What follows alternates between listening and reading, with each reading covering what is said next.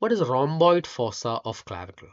At the medial end of the clavicle, you can find an impression that is called as rhomboid fossa. This is seen on the lower aspect of the clavicle at the same side where you have impressions or bumpiness in the lateral aspect, as well as you have find a groove in the lower aspect in the mid shaft.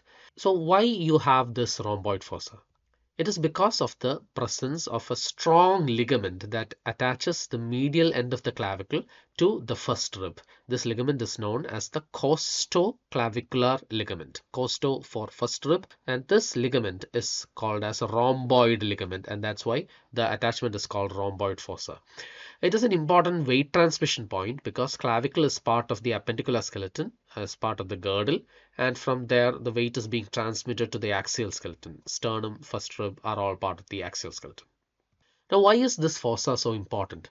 In an X-ray, you can occasionally find this fossa as a rugged margin. For example, here you are seeing the lower border of the clavicle, but as it reaches over here, you can see something like a punched out part that may doubt as a lytic lesion in the medial end of the clavicle, but that is actually the rhomboid fossa.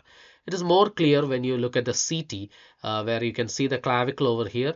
As I scroll the CT more, this is a coronal CT. As I scroll more, you can see over here the punched out lesion that you saw earlier, but that is actually the costoclavicular ligament attachment, and that is the rhomboid fossa. It is more prominent on the right side than on the left side, because most probably because it's a right-handed person and there's a weight transmission more that is occurring on the right side. Now here you are seeing the sternoclavicular joint.